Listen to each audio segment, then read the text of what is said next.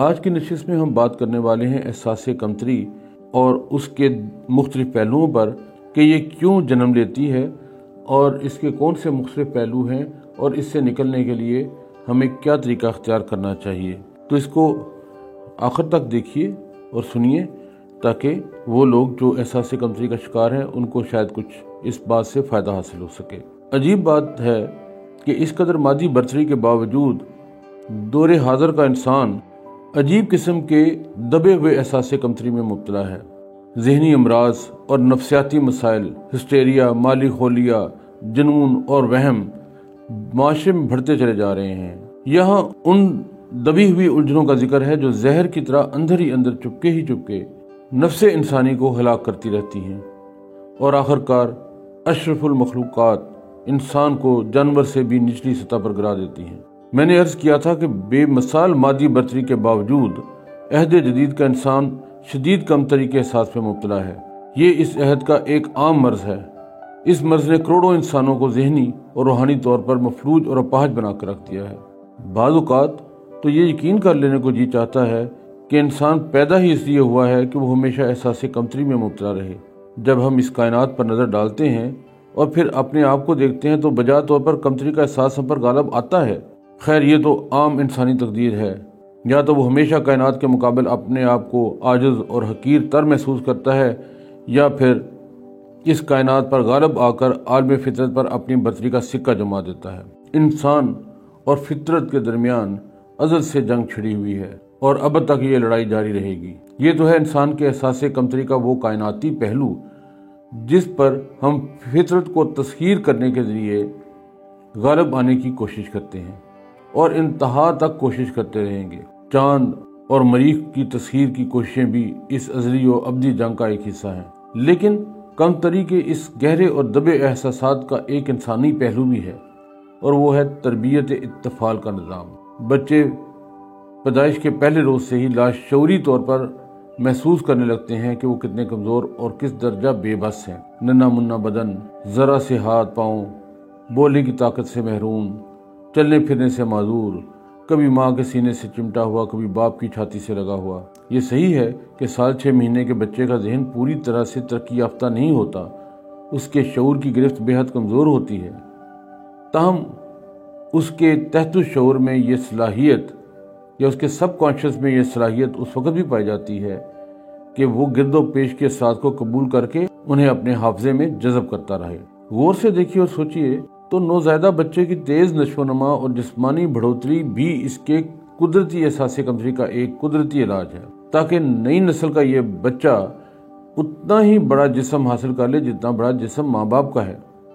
جس طرح ننھے منھے بچے کا ننھا منھا سا بدن زیادہ سے زیادہ گوشت پوست پیدا کر کے جسم کو چوڑا چکلا کر کے اپنی ظاہری کمتری کو رفع کرنے کی سرگرم کوشش کرتا ہے، ٹھیک اسی طرح بچے کا معصوم ذہن بھی زیادہ سے زیادہ ترقی کر کے اس ذہنی عظمت اور دماغی رفت یا بلندی تک پہنچنا چاہتا ہے جس پر اس کے والدین فائز ہیں۔ انسانی زندگی کے ابتدائی 7 سال کو جسم اور ذہن کی نشو و نما کا بنیادی زمانہ کہا جاتا ہے، اور ٹھیک یہی وہ زمانہ ہے جب بچہ پوری طرح ماں باپ کی تربیت کی گرفت میں ہوتا ہے۔ یہی وہ 7 سال ہیں جو اگلے 70 سال تک انسانی زندگی پر اثر انداز ہوتے ہیں، اور یہی وہ نشو و نما ہے یا دور نشو و نما ہے جس میں ماں باپ کی جہالت اور ماحول کا جبر ہمیشہ ہمیشہ کے لیے بچے کے ذہن کو ناکارہ کر دیتا ہے۔ احساس کمتری کا موذی مرض اسی زمانے میں نفس کے اندر جڑ پکڑتا ہے اور اس کے ساتھ 10-12 سال کی عمر کے بعد رفتہ رفتہ اس طرح نمایاں ہونے لگتے ہیں کہ انسانی زندگی جسمانی طور پر نہ صحیح روحانی طور پر جہنم بن کر رہ جاتی ہے۔ احساس کمتری کا بیج نکیلی جھاڑی کی طرح نفس کے اندر سے اگتا ہے اور اس کی خاردار شاخیں ہر طرف پھیل جاتی ہیں۔ احساسی کمتری کے نتیجے میں سب سے پہلے اپنے وجود اور اپنی شخصیت کی طرف سے بے اعتمادی اور کم اعتقادی پیدا ہوتی ہے، پھر ساری دنیا سے۔ احساس کمتری کا مریض رفتہ رفتہ زندگی، انسان، مذہب، اخلاق اور خدا غرض ہر حقیقت کے بارے میں بے یقینی کا شکار ہو جاتا ہے۔ یہ بے یقینی شدید اخلاقی بغاوت کا روپ دھار لیتی ہے اور انسان چوٹ کھائے ہوئے سانپ کی طرح دنیا کی ہر چیز پر حملہ کرنے کے لیے تیار ہو جاتا ہے۔ وہ دوسروں کو ستا کر اور اپنے کو دکھ دے کر سکھ اور تکلیف سے لذت حاصل کرتا ہے۔ حسد اور بد نظری اسی کا ایک پہلو ہے، اور انجام کار اس مردم آزاری کے سبب سماج کے لیے لعنت اور خود اپنے لیے مصیبت بن جاتا ہے۔ آپ کبھی ان مجرموں کی طرف دیکھیں جو شاید اس دنیا سے جا چکے ہیں یا ابھی بھی قید و بند کی صعوبتیں سہ رہے ہیں، ان کے اندر یہ سب چیزیں نفسیاتی طور پر کیسے پیدا ہوئیں تو آپ کو اس چیز کا اندازہ ہو جائے گا۔ مگر یہ کیفیت صرف ان لوگوں سے مخصوص ہے جو اپنے احساس کمتری پر غالب آنے سے قاصر رہتے ہیں، ورنہ عام طور پر آدمی عقل کی روشنی میں ذہن کی اس اندھیری گلی سے نکل کر خود اعتمادی اور ترقی و کامرانی کی تیز دھوپ میں آ کر نئی زندگی حاصل کرنے میں کامیاب ہو ہی جاتا ہے۔ احساس کمتری کا منفی اور تخریبی پہلو یہ ہے کہ یہ انسان کو بزدل، بے یقین، بے اعتماد، منافق، یاس پسند اور مجرم بنا دیتا ہے۔ لیکن ایسی صورتیں ہزار میں چند ہوتی ہیں۔ احساس کمتری کا مثبت اور تعمیری پہلو زیادہ شاندار اور حوصلہ افزا ہے۔ ہر انسان میں ماحول کو ناسازگار حالت پر غالب آنے کی صلاحیت موجود ہے۔ احساس کمتری کی شدت اس صلاحیت کو زیادہ فعال اور چاقو چوبند بنا دیتی ہے۔ مطلب یہ کہ اپنے چھوٹے ہونے کا احساس انسان کو بڑا بننے کی طرف لے جاتا ہے۔ انسان کو اس کی انا یا اس کے نفس کی قوت متحرکہ و محرکہ ہمیشہ آگے بڑھنے کی طرف اکساتی ہے۔ ایک طرف تو بچے کا جسم تیزی سے ترقی کرتا ہے تاکہ وہ جسمانی حیثیت سے ماں باپ کی برابر ہو جائے، اور دوسری طرف بچہ تیز رفتار ذہنی ترقی کی کوشش کرتا ہے۔ وہ ہر چیز کو جاننے اور ہر کام کو انجام دینے کے در پہ ہو جاتا ہے۔